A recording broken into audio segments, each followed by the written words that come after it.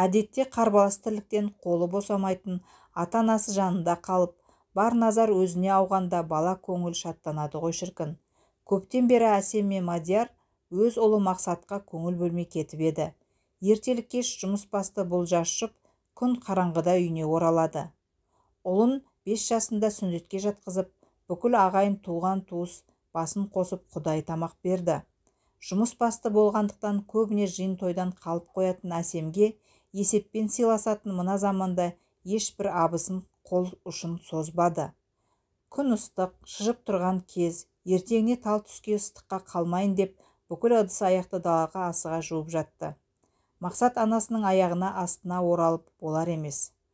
Ар ойна ыдыстарды сындырасың деген анасының сөзіне құлақ асар бала жоқ. Жердің бәрі шылқа-шылқа су болған соң, аяғы тайып алма салатын шиша ыдыстың қырына дәл аузымен құлады. Шырылдап жылап аузының бәрі қан жоса болды. Шиша сынып үстіңгі ерін мұрнына дейін екіге айырып жіберген еді. Ол аздай майда сынықтардың тісінің араларына кіріп кетті. Бірнеше тісі сынып қалды. Әсемнің зәресі зәр түбіне кетіп баласымен қосыла жылап жүр. Қолы дірілдеп әрең дегенде жедел жәрдем шақырды. Ауруханаға апарып, шиша қалдықтарын алып, ота жасап ерін тігіп берді. Баланың құлағанының жақсылығы сол, отбасында жылулық, бала жүзінде риясыз қуаныш пайда болды. Әйтпесе соңғы кезде балаға уақытылы көңіл бөлмеудің өзі жас жұптың осал тұсы болып көрінетін. Алайда еріндегі тігістің жазылуы қиынға соқты. Қайта-қайта қанап, су тиіп іріңдей бастады. Баланың жылауы көбейіп, ызбайланып тым-ынжық болып кетті. Мадияр мен Әсем бұрындары балаларының бұлай бал-бұл сөйлегеніне мәз болса, кейде мезі болып ұрсып жататын, көп сөйлемеуді бұйыратын.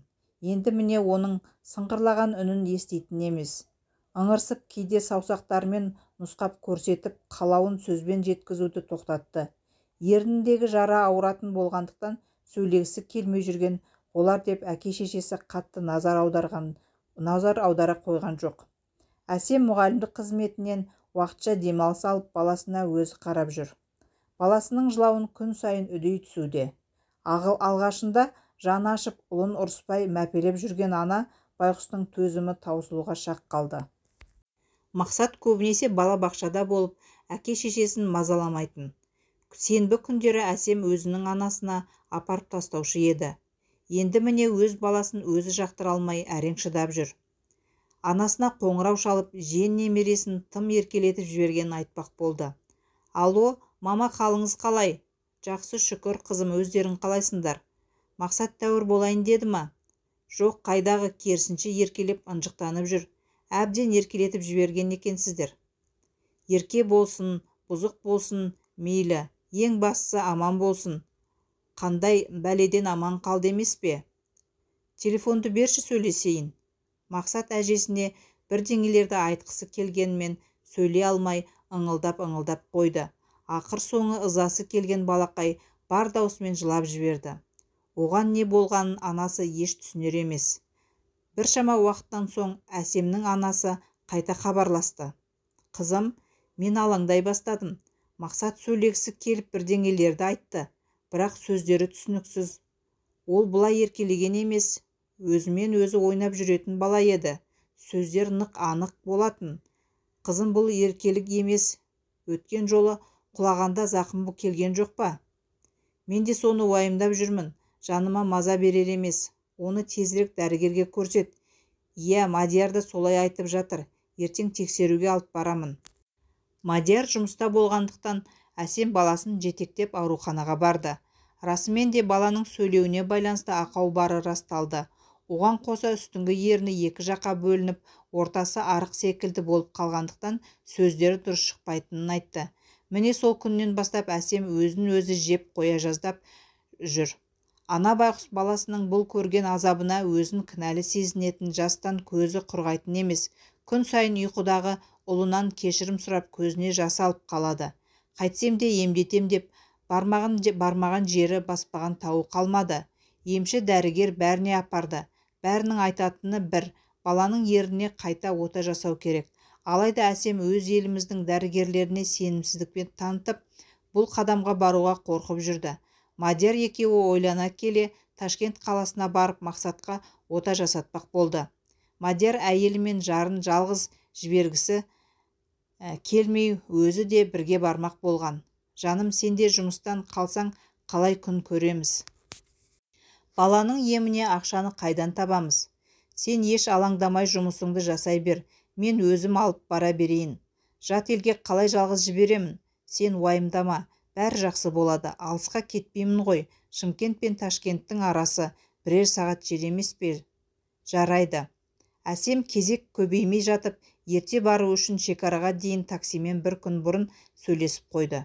Түнгі сағат 4-тер шамасында жолға шықпақ болды. Сондағы ойы таңертең ерте барып дәрігерге ұлын ертерек көрсету болатын. Түн қараңғыда ұйқыдағы ұлын көтеріп жолға шығып кетті.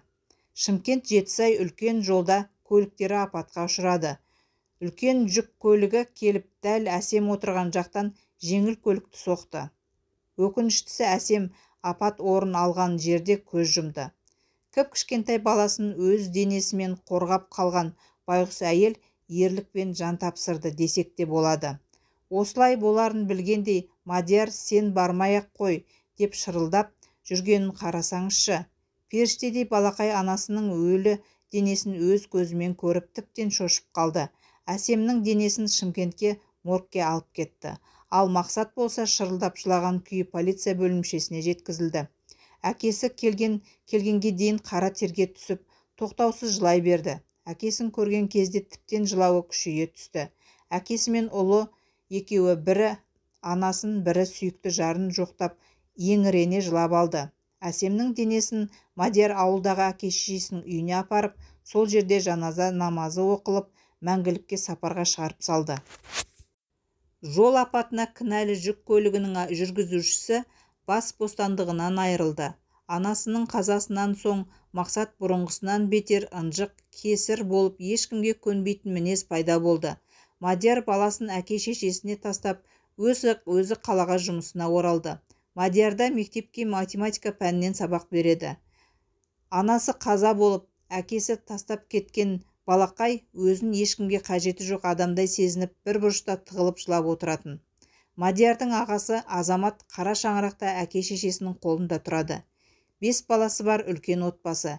Жеңгесі Дариға өте тамаша жан. Мақсатты өз балаларынан артық жақсы көріп, өзіне жақын тартқысы келсе де, оған көнетін ол жоқ. Сен менің анам емессің, сен менің анама ұқсамайсың деп маңына да жолатпайды. 6 жасқа толып, оң мен солда ажырата бастаған бала өзін әкесі алып кеткенін қалап, сенбі күні келген әкесіне түрлі шағымды айта бастады. Анасы көбінесе той-томалақта жүргендіктен, көбіне жеңгесі бас көз болып қалушы еді. Апам мені ұрды, бұзық болғаным үшін мені қараңғы бөлмеге қамап қойды деп, осы секілді өтіріктерді айтып әкесіне шағымданды. Бұл сөздерді түсіндіре алмай сақауланып, қиналып жылаған баласын құшақтап, қысып өзіне үнсіз көз жасын көрсетпеуге тырысты. Онсыз да қайғыдан қабырғасы қайысып, өлердей сенген жеңгесінен мұндайды күтпеген Мадияр ешкімді тыңдамай жеңгесіне өте ауыр сөздер айтып, жүрегіне жара салды. Ұлын жетектеп бұл үйге қайта келместей есігін тарс жауып кетті де қалды. Қыркүйек айы келіп жетті. Мақсат даярлық сыныбына бара бастады. Әкесі үнемі өзімен бірге жетектеп, қай сыныпқа сабақ берсе, сол сыныпқа алып барып отырғызып қоятын. Мақсат күн өткен сайын тұйықтала берді. Айтқан сөзін сыныптастары түсінбей бірнеше рет қайталай сұрай бергеннен, дұрыс сөйлей алмағанына ызасы келіп, қолын бір сілтеп сөйлемей кететін. Айналасындағы адамдардан алшақтай берді. Педагогтың жұмысы өте ауыр, әрі төзімділікті талап етеді. Бітпейтін қағаздар, тексерулер, одан қалса әр оқушының мінезі, сабақ үлгерімі үшін сөгіс естуі де бар. Ал енді бұл шаруаға жас әкенің үй шаруасын қосыңыз. Өзі әке, өзі ана болып, баласының асын беріп, кірін жуып, үтіктеп жүргенде өз баласымен тілдесуге мүлдем уақыт тап. Мақсатты жарының аманаты санап, көзінің қарашығындай сақтап, жан баласын қорғап жүргенімен оған көңіл бөліп әңгімесін тыңдауға әкесінің уақыты жетпейтін. Солай күндер өте берді. Әйел үйдің берекесі, мерекесі екенін, әйелсіз үй қаңыраған бос сарай боларын Мадияр ұғына бастады. Әйелімен қол ұстасып жүрген отбасыға сүйсінсе, әйеліне қас-қабағын түйіп жүретін жігіттерге өз ақылын айта жүретін. Әйелінің жылдық асы өткен соң теңіңді тауып үйлен деген таныс достың сөзіне мән бермейді. Баласына өзге біреудің ана болғанын қаламайды. Өз күнімді өзім көрем деп тіршілігін жасап жүр. Бірде өз анасы келсе, енді бірде марқұм әйелінің анасы келіп, үйдің іші сыртын реттеп, кем-кетігін түзеп, жыртығын жамап беріп кететін. Мадияр көрінген адамнан ұлын қызғыштай қорғап жүрді. Мақсаттың араласар досы жоқ. Әкесінің шектеуі күннен күнге көбейе берді. Бала түгілі ішкі жан дүниесіндегі аласапыранды ақтарып жайып салар, Мадиярдың да жанында жақын ешкім жоқтай. Күйзеліске түскен әке байғұс жынданудың алдында жүр. Кей кездері жасырын ғана марқұм әйелінің суретімен тілдесіп, көз жасын бір сығып алады. Қайын жұрты өз рұқсатын берсе де, қайта үйленуді өзі қаламай қырсығып жүр. Анасы баласын бұл жүрісіне күйініп, жүрек ауырып жүрсе де, Мадияр ешкімді тыңдамайды. Балам, менің жағдайымды көріп жүрсің, денсаулығым сыр беріп жүр. Жалғыздығың жаныма батып барады, армандап кетпейін балам. Мен жалғыз емеспін, қасымда балам бар. Өз теңіңді тауып шаңырақ көтер. Әйелсіз үй қараңғы, балаңа да ана керек. Жас күнде үйленсең, балаң да анасына тез үйреніп кетер еді. Өтініш, бұл тақырыпта қайта қозғамауыңызды сұраймын. Өмір бойы осылай өтпексің бе? Иә, осылай жүремін. Неге мені түсінбейсіздер? Мен әйелімді сағынып, дидарын бір көруге зар болып, сезімім жанымды жаралап, өзімді қоярға жер таппаймын. Мені осындай күйге түсірген сезімді қалай өшіремін? Өз әйеліме деген махаббат оты жанымды өртеп жатқанда, өзге әйелді алсам, ол адамға қиянат жасаған болмаймын ба? Ол әйелдің жүзіне қалай қараймын? Уақыт емші. Ұзақ уақыт бойы өмірлік жарым деп сеніп, арқа сүйеп келген тәтті де және қызықты сәттерді бірге бастан өткізіп жүрген адамым бір сәтте жоқ боп кетті. Есімнен адасатын күйдемін. Жылап сықтауға мүмкіндік қалдырмау үшін бос уақытты азайтып жұмысқа беріліп жүрмін. Алайда мұның да пайдасы тиер емес. Өткенім мен бостандыққа жіберер емес. Өзім ессіз адамдай күй кешіп жүріп, өз іс-әрекетімді тізгіндей алмай жүргенімде, өзгені жар етіп, ол үшін жауапкершілік алуға шамам жетпейді. Уақыт өте келе, мұның бәрі артта қалады. Уақыт бәріне емші. Барлық болған жақсы жаман кездер үшін оған іштей алғыс айтып, өзіңе өткенді бостандыққа жіберемін деп айт. Оның да жаны жай тапсын. Ұмытсаңшы оны, ұмыт. Алда әлі сан мың торап жол барысында бақытыңды жолықтырарсың әлі де. Күлімдеп ойнар таңда келер, бұлттанған түндерде өтер. Ұмыт жарығым, жаныңды босқа қинама. Ұмыт дейсіз бе? Ұмыта алсам осындай жағдайға душар болар ма едім? Ұмытуым мүмкін болмаған соң жабырқаумын. Күлімдеп атар таң деймісіз? Мен таң түгілі ұйықтауды ұмытқалы қашан?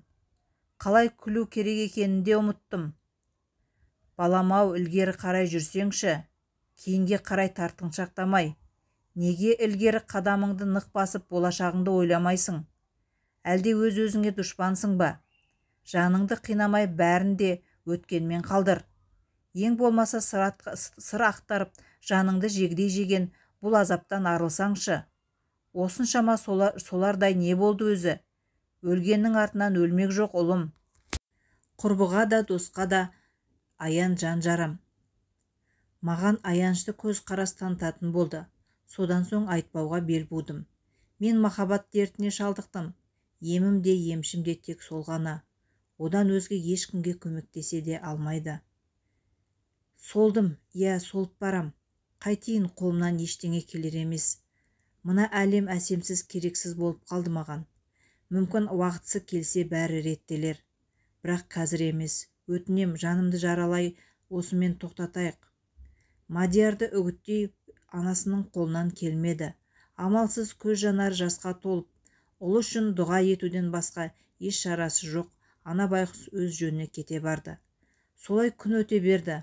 Қабағын түйіп ешкімге пейілін бермей жабырқап жүріп өмір мерекесінде де бар қызықтан құр қалған Мадияр жаңа туылған сәбидей айналасына таңырқап жүр. Тек марқұм әйелінің жанында болмағаны болмаса, бұрынғы өміріне оралған Мадиярдың өзгелермен қарым-қатынасы реттеліп келеді. Ұлының шынайы өмірге қайта оралғанын байқаған анасы балаша қуанып жүр. Көптен күткен сәті де осы емес пе? Бір емес, екі емес, бақандай 11 жыл өтті. Өткен осы жылдар бойы бар дұғасы ұлымның өз теңін тауып, бақытты болғанын көрмейінше жанымды ала көрмеші деп Тәңіріне жалбарынып келді.